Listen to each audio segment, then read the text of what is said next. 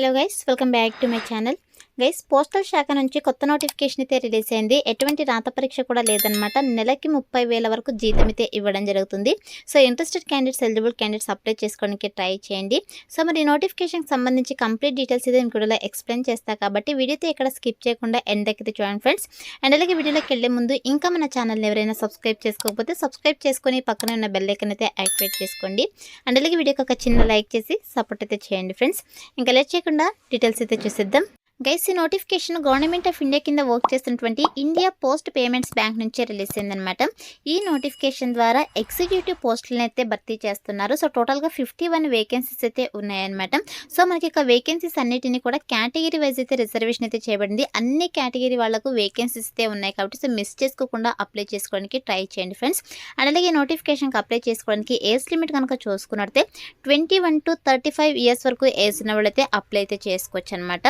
And next వచ్చేసి ఇక నోటిఫికేషన్కి సంబంధించి ఇంపార్టెంట్ డేట్స్ కనుక చూసుకున్నట్టే గైస్, మీరు ఈ నోటిఫికేషన్కి ఆన్లైన్లో 1 March 2025 నుంచి 21 March 2025 వరకు కూడా ఆన్లైన్లో అప్లై అయితే చేసుకోవచ్చు అనమాట. సో మనకు ఆల్రెడీ ఆన్లైన్ అప్లికేషన్ ప్రాసెస్ అయితే స్టార్ట్ అయిపోయింది. సో మీరు 21 March 2025 వరకు కూడా ఆన్లైన్లో అప్లై అయితే చేసుకోవచ్చు అనమాట.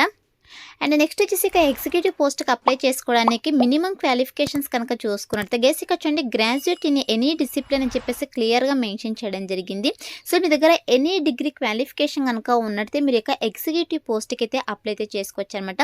గైస్, మీ దగ్గర నార్మల్ డిగ్రీ ఉంటే సరిపోతుంది అనమాట. సో ఎటువంటి ఎక్స్పీరియన్స్ కూడా అవసరం లేదు కాబట్టి ఎనీ డిగ్రీ క్వాలిఫికేషన్ ప్రతి ఒక్కరు కూడా అప్లై అయితే చేసుకోండి ఫ్రెండ్స్. అండ్ నెక్స్ట్ వచ్చేసి 51 వేకెన్సీస్ అయితే ఉన్నాయని చెప్పాను కదా. సో మనకి ఇక్కడ సర్కిల్ వైజ్, స్టేట్ వైజ్ అయితే వేకెన్సీస్ అయితే మెన్షన్ చేయడం జరిగింది. సో మనకు అదర్ స్టేట్స్లో అయితే వేకెన్సీస్ అయితే ఉన్నాయన్నమాట. సో మన ఆంధ్రప్రదేశ్, తెలంగాణలో అయితే లేదు, తమిళనాడులో అయితే ఉన్నాయి. సో మీకు ఇంట్రెస్ట్ కనుక ఉన్నట్టయితే ఇక స్టేట్స్కి అయితే మీరు అప్లై అయితే చేసుకోవచ్చు. సో మనకి ఇక్కడ స్టేట్స్ అయితే క్లియర్గా మెన్షన్ చేయడం జరిగింది, సర్కిల్స్, స్టేట్స్. సో మీకు ఏ స్టేట్స్కి అయితే ఎలిజిబిలిటీ ఉండి ఇంట్రెస్ట్ ఉంటుందో ఇక స్టేట్స్కి అయితే మీరు అప్లై అయితే చేసుకోండి ఫ్రెండ్స్.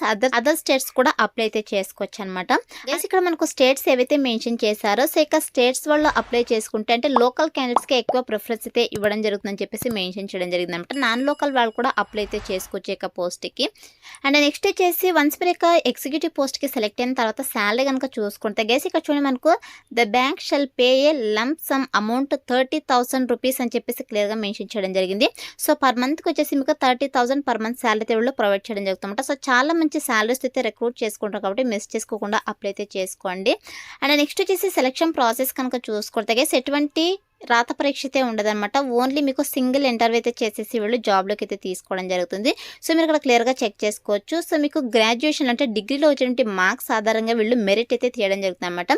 సో ఫైనల్ మెరిట్ అయితే తీసేసి వీళ్ళు ఇంటర్వ్యూకి అయితే ఇంటిమేట్ చేయడం జరుగుతుంది. సో ఎవరైతే ఇంటర్వ్యూ క్లియర్ చేస్తారో వాళ్ళకి డాక్యుమెంట్ వెరిఫికేషన్ చేసేసి జాబ్ పోస్టింగ్ అయితే ఇవ్వడం జరుగుతుంది అనమాట. సో ఈ విధంగా మనకు సింగిల్ ఇంటర్వ్యూ అయితే కండక్ట్ చేసేసి వీళ్ళు జాబ్లోకి అయితే తీసుకోవడం జరుగుతుంది కాబట్టి మిస్ చేసుకోకుండా అప్లై అయితే చేసుకోండి ఫ్రెండ్స్.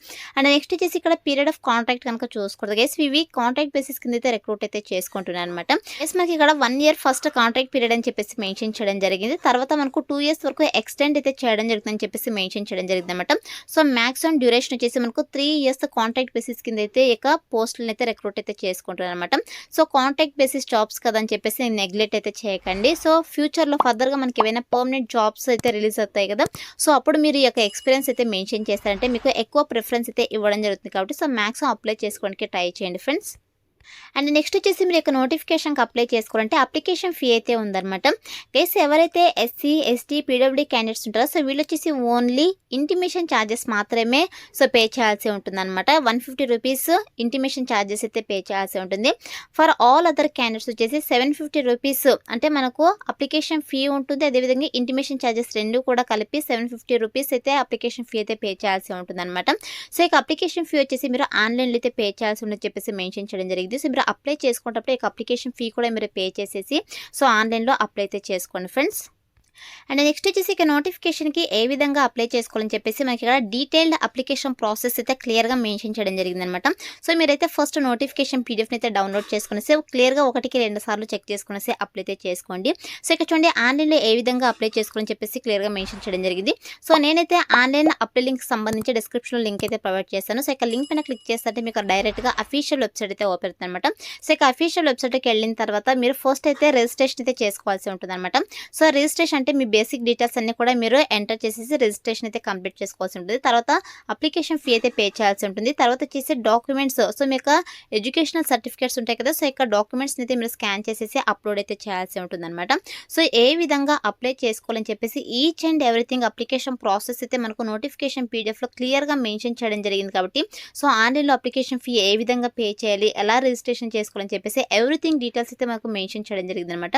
సో ఇక పీడిఎఫ్ని మీరు డౌన్లోడ్ చేసుకునేసి క్లియర్ 1కి 2 సార్లు ఇన్స్ట్రక్షన్స్ అన్ని క్లియర్గా చెక్ చేసుకునేసి మీకు ఇంట్రెస్ట్ కనుక ఉన్నట్టయితే ఆన్లైన్లో అప్లై అయితే చేసుకోండి ఫ్రెండ్స్. సో మీకు ఏమైనా ఫర్దర్గా డౌట్స్ కనుక ఉన్నట్టయితే నాకు కమెంట్ సెక్షన్లో అయితే కమెంట్ చేయండి. సో 100% అయితే రిప్లై అయితే ఇవ్వడం జరుగుతుంది అనమాట. మనకు జాబ్ పోస్టింగ్ వచ్చేసి మనకి ఇక్కడ ఏ స్టేట్స్ అయితే మెన్షన్ చేస్తారో ఆ స్టేట్స్లోనే మీకు జాబ్ పోస్టింగ్ అయితే ఇవ్వడం జరుగుతుంది అనమాట. అంటే వాళ్ళు చెప్పినటువంటి లొకేషన్కి వెళ్ళి మీరు వర్క్ అయితే చేయాల్సి ఉంటుంది. అంటే మనకి ఇక్కడ అదర్ స్టేట్స్ అయితే ఉన్నాయి కాబట్టి మీరు అదర్ స్టేట్స్కి వెళ్ళి జాబ్ అయితే చేయాల్సి ఉంటుంది. సో మీకు ఇంట్రెస్ట్ ఉంటే మాత్రమే అప్లై అయితే చేసుకోండి ఫ్రెండ్స్. ఫర్దర్గా మీరు ట్రాన్స్ఫర్స్ కూడా పెట్టుకోవచ్చు కాబట్టి మ్యాక్సిమం అప్లై చేసుకోవడానికి ట్రై చేయండి.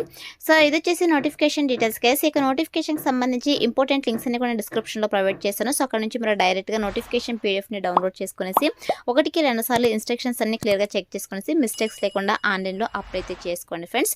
సో ఇది ఫ్రెండ్స్ ఇవాళ వీడియో. మరొక మంచి వీడియోతో మళ్ళీ కలుద్దాం. Thank you.